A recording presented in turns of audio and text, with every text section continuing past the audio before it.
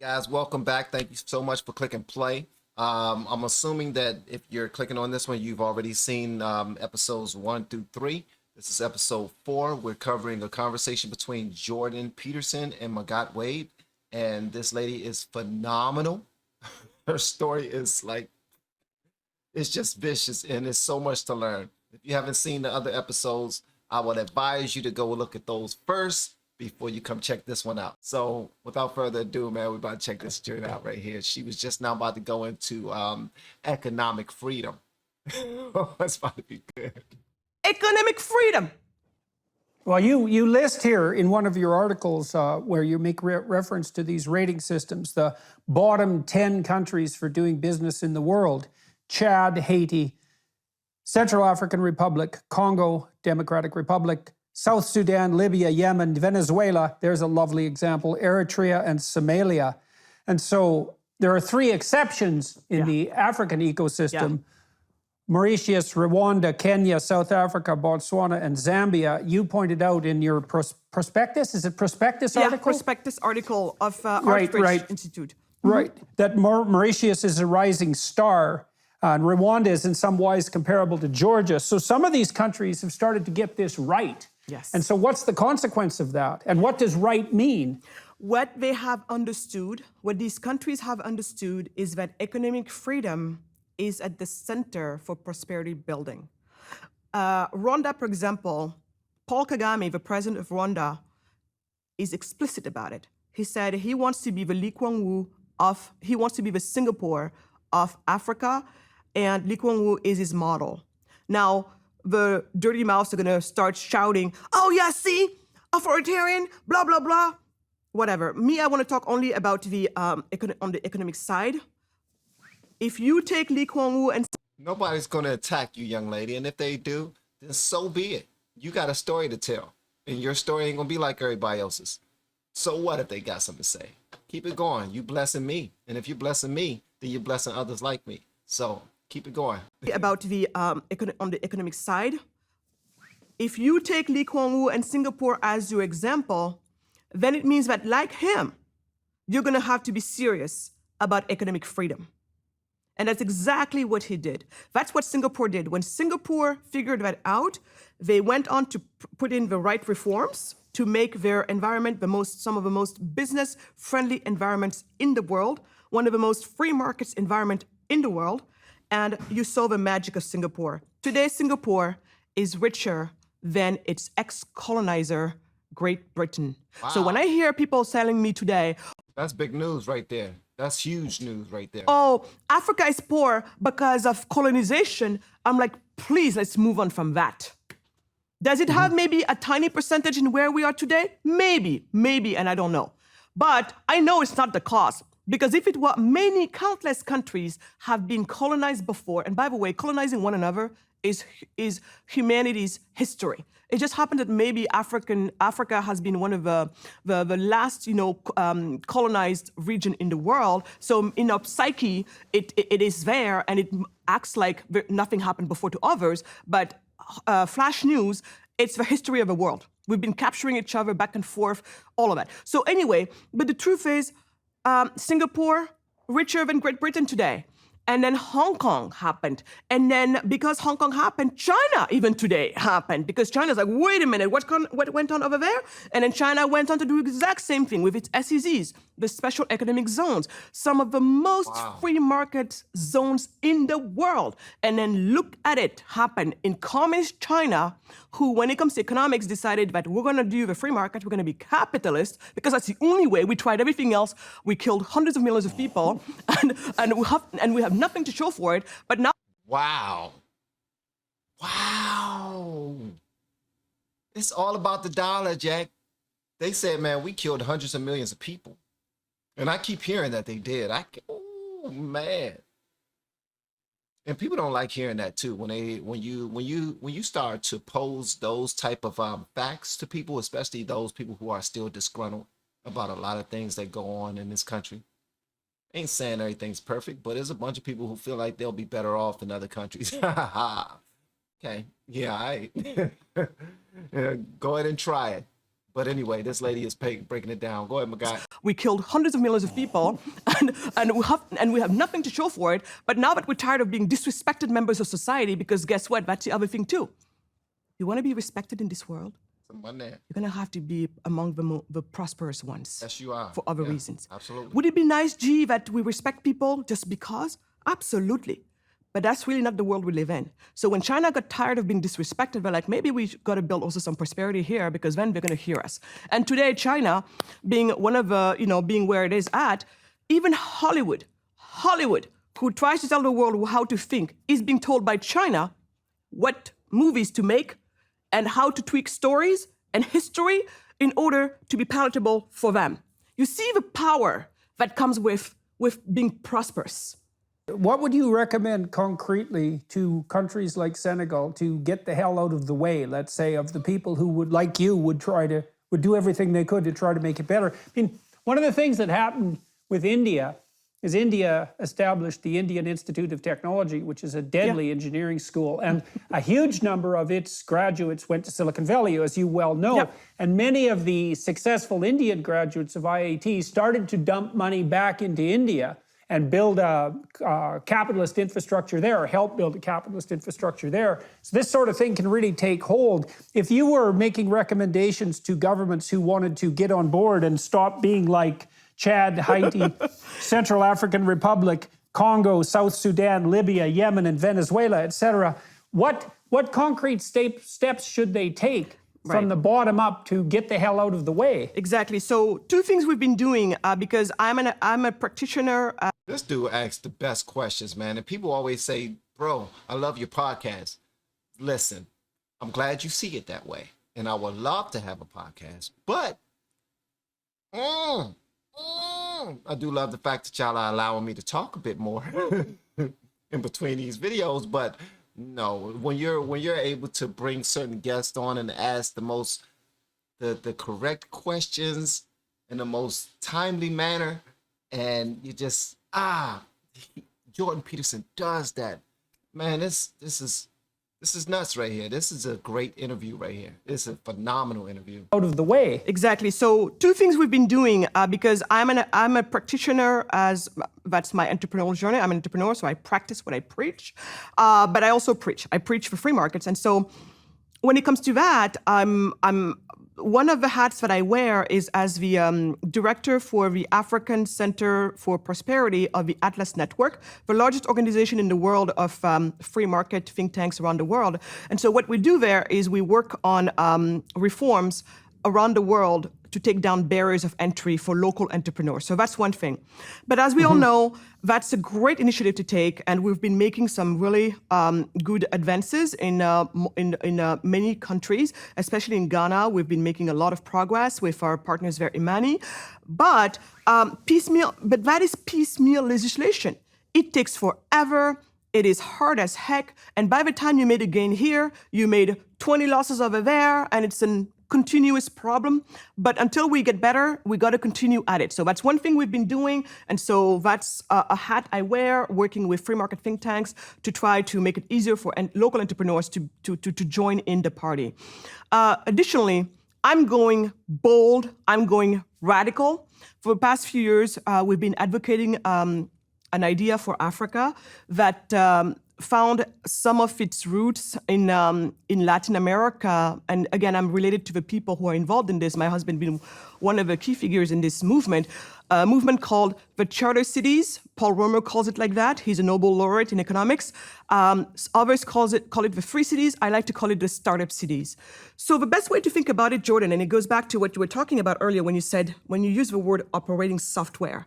Most of the most of the low-income nations, so meaning back in the days, the way we used to call it is poor nations, they have regulations for poverty. They're basically regulated for poverty, meaning the set of law, poverty. It only calls poverty. And so what some of these folks have thought about, looking at the Dubai example, Dubai just recently entered the top 10 of international financial centers of the world. And what Dubai did at some point is think about it and be like, on this bare,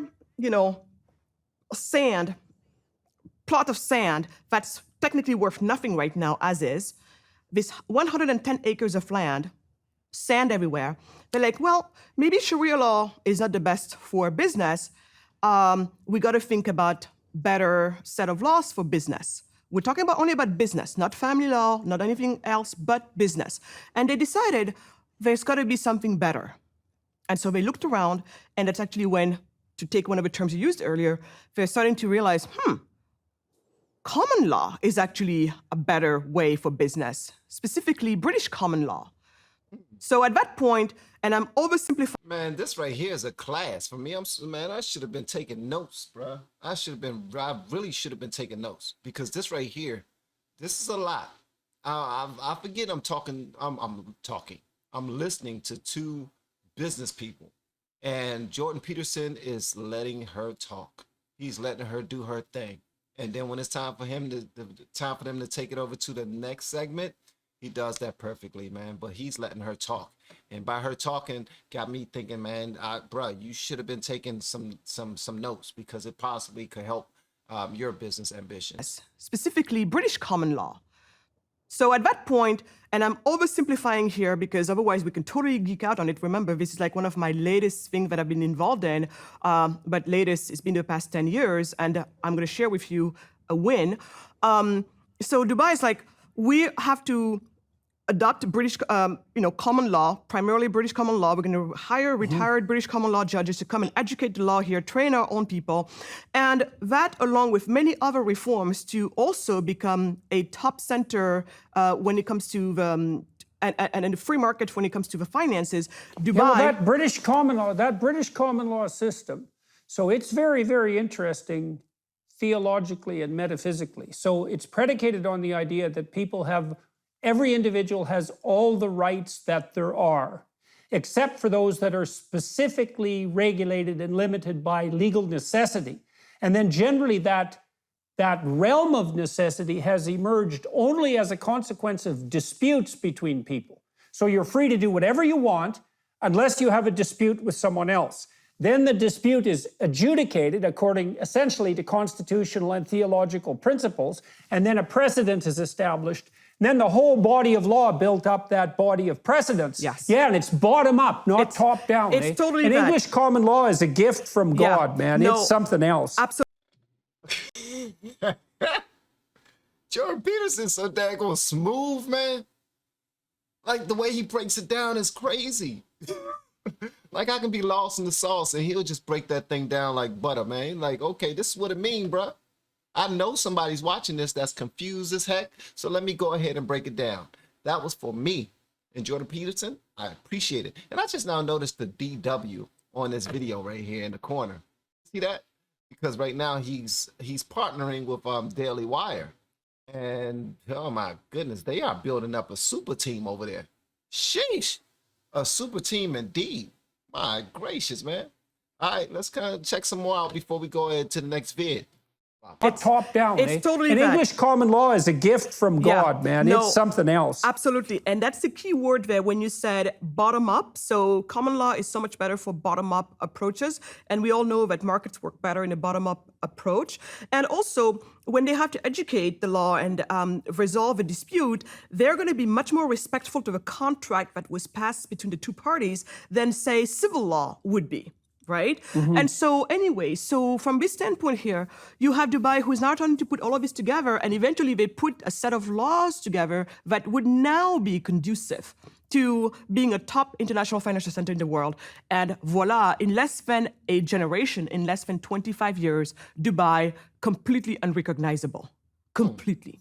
But they did not invent it. In that short period of time. In that short- Well, I know, the Chinese, Wow. the purchasing power of the average Chinese citizen is doubling every 7 years. Yes, every 7 Right, years. right. It's insane. It's insane. Yeah. So we know it can be done. And at the root of that is the same. Whoa, the purchasing power of every Chinese person is doubling every year?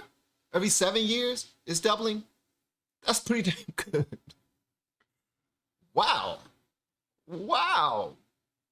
We got some work to do, America. We got some work to do, America. It's insane. It's insane. Yeah. So we know it can be done, and at the root of that is the same thing. It's economic freedom. It's allow people the freedom to enterprise, and Dubai did it. So Dubai was one of the most recent ones to do it. Now the UAE and Abu Dhabi is going the same way, and they're even trying to outbid each other in terms of who is going to be even more free market. So that's something beautiful going on there. So some folks have looked at that model and then be like, wow. So maybe let's think about a plot of land, ideally a rather unoccupied plot of land, so you're not being accused of displacing people or confiscation, any of that. So English is only my fourth language, Jordan. So sometimes if I stumble upon words, please be patient with me. So anyway, Fourth language is my fourth language. This lady, man, I swear to goodness, and I've been struggling to learn Spanish. Everybody knows Spanish. But come on, bro. She knows 4 languages, man. I am so freaking lazy, man. I need to step my game up. So they thought about it and I said, okay, so the plot of land, think about it as your computer. And think about the laws that rule that plot of land as your operating software. Wow. And to start to think about governance as a new frontier. And so now what you have is these governance entrepreneurs. And that's definitely where I have gone into. I'm like, forget piecemeal legislation. We're going to keep doing that until we have better. But in the meantime, I'm working this radical idea. So for the past decade, I've been working on convincing African governments to do this. And finally, I can't disclose the name today here, but we've signed an MOU a month ago with one of the Western African nations who said, yeah. And it's funny because when we approached them, Jordan. Congratulations. Thank That's you. a major achievement. That's Thank you. like a world-shaking achievement. Thank you. So. And we have a top team to work on this. And so, but it's so funny because when we first met them, the gentleman said, my God, what do you mean by common law?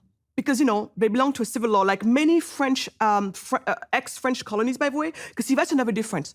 When France supposedly, at the end of colonizations of many African nations, the British colonizers said, you can do whatever you want. Keep common, do whatever you want, whatever. Turns out most of those countries kept the common law. And it's actually easier when you are, it's actually easier for an African nation or any other nation or culture to actually build on top of common law. Maybe it's just me, but I absolutely love the way she talks with her hands. Like she was making the quotes and then started stabbing us with the quotes. Like,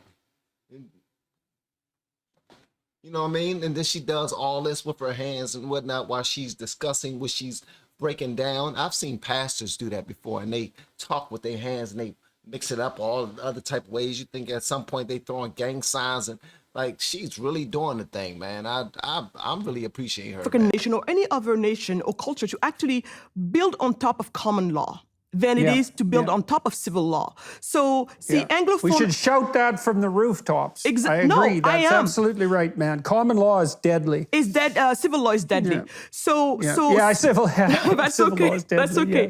yes. So basically, what happened there is, so all of these francophone countries are still operating. Francophone African countries are still operating on civil law for most of them. And that world doesn't know about that either.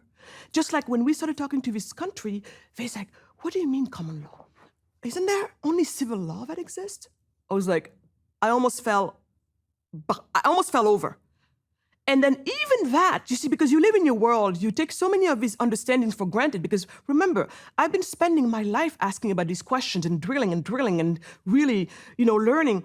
And then even the work of someone like George Aite, a Ghanaian economist who just passed away, but he's my intellectual father on all of this. And I will bring him up in a minute. So anyway, so here they're like, whoa. So when they discovered about, there's common law, there's civil law happens to be so good for business, and blah, blah, blah, and all of this. And so now that's what we're working on. And I'm telling you, Jordan, I don't know where this project is going to go. But even if we only make 5 steps with it, the floodgates have been opened. I believe that with all my heart. Because all you need is for a door in here to open up. Yeah, that's all you need. That's a major door, the one in there. All you need. So these countries. And that's why I like checking out these conversations with Jordan Peterson. His conversations aren't ever combative. Even if he's speaking to someone on the opposite side who believes completely opposite of him, it's never combative. It can get there, but usually the other person will take it there. He'll finish it, but he'll usually bring it back because his whole point is having a discussion and getting to truth. And how you're feeling at the time about what you're discussing is not that important to him. So what she's saying right now is very important. I actually got to go do some research into common law business because I would like to be successful too. I mean, I would like to be extremely successful, and I would like to teach it once I find the pot of gold myself. I would like to show others how to find it, show others how to get to it themselves. I think that's extremely important. That's what she did. I would like to do the same exact thing. Because all you need is for a door in here to open up. Yeah, that's all you need. That's a major door, the one in there. All you need. So these countries who are at the bottom of the Economic Freedom Index, what sort of ideas do you think possess them to constantly run interference in relationship to people who are trying to be entrepreneurial? So I know one of the things that's happened, since the Berlin Wall fell and the collapse of capitalism is that because the people who are pushing communist ideas are not quite as noisy and horrible as they once were, although they're certainly making a comeback, that many countries around the world have been freed up to try to have not the worst economic policies they could possibly design. But there's still this lingering resentment and hostility towards entrepreneurial free market capitalism, especially at the local level that you're describing, that's unbelievably toxic. So what is it that's possessing these countries that are at the bottom of the Economic Freedom Index? Venezuela is a good example. No, you're giving me goosebumps by asking me this question because by asking it, you're going to allow me to share something that, once again, is also part of a myth busting and something that is totally unknown to people. And I'm going to talk only for the case of Africa, because I'm sure for Latin America, the situation might be similar. But let me just talk about the case of Africa, because it is a big continent enough that it should matter. So, and this is where I wonder if she's ever had any conversations with Vusi Timbek-Whale. I need to look this up, because if she had, then I really got to check those out as well. I love the way that she discussed business. I love the way that she discussed people and getting to higher heights together, and I love that newfound knowledge. This is very important to me and to where I am and where I'm going. So yeah, that's where I am right now. It is a big continent enough that it should matter. So, and this is where the work of George Ayittey takes all of its power and importance. George Ayittey is a Ghanaian economist, like I said, passed away recently. But George gave me the last piece to the queue of my answer, because once I discovered that we're poor because of our lack of economic freedom, that's the reason why we're poor.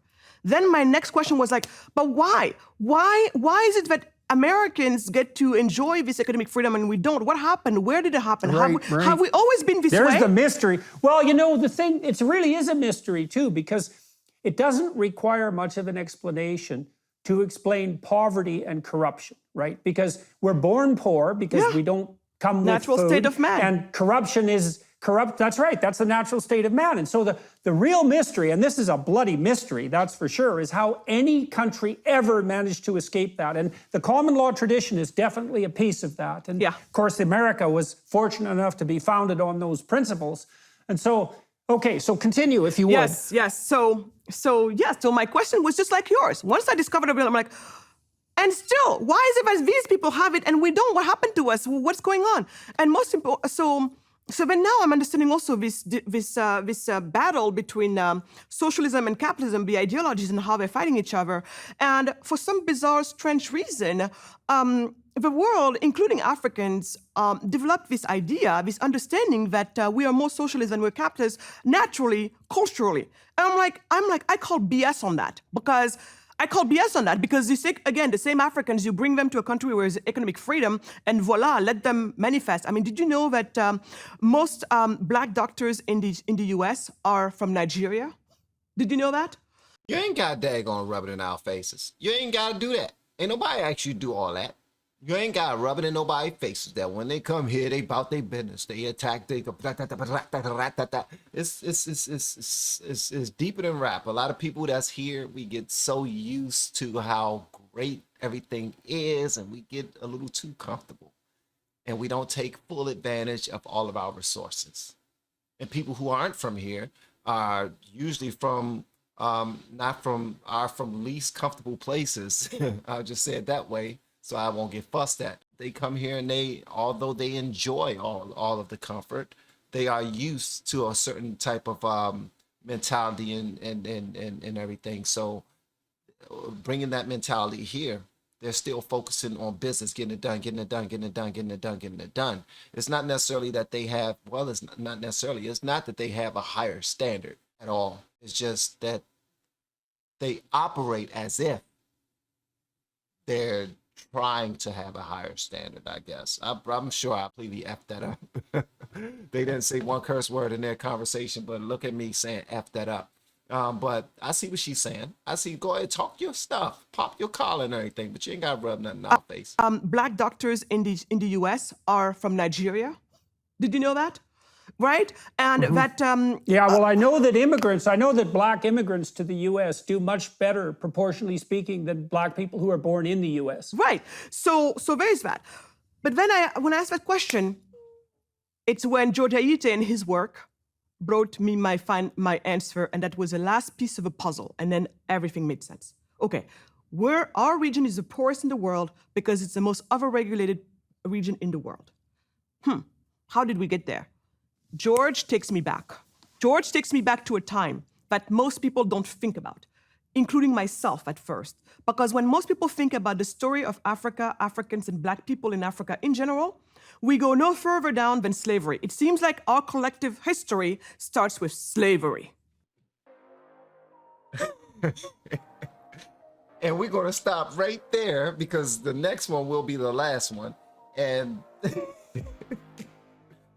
all right, so we saw from the intro of the very first episode where she's talking about how Black Lives Matter and how she wrapped it, like it all came to a full circle that was just perfect. That's why she's taking her time discussing different parts. Her and Jordan Peterson are taking their time discussing different things about her journey, the difference between economics and business in different countries, different regions and whatnot, and they're bringing it around the bend. So we are almost there, and hopefully you enjoyed it so far. I'm getting something out of it. Hopefully you are too. So let me know whatever you want me to know in the comments below. And if you have yet to hit that subscribe button, please make sure you do so on your way out the door. Once again, guys, I'm Van, and now we are all the LFR family, and I look forward to seeing you on the next video. Hopefully inside the Patreon as well. Y'all have been amazing per usual, man. I love y'all.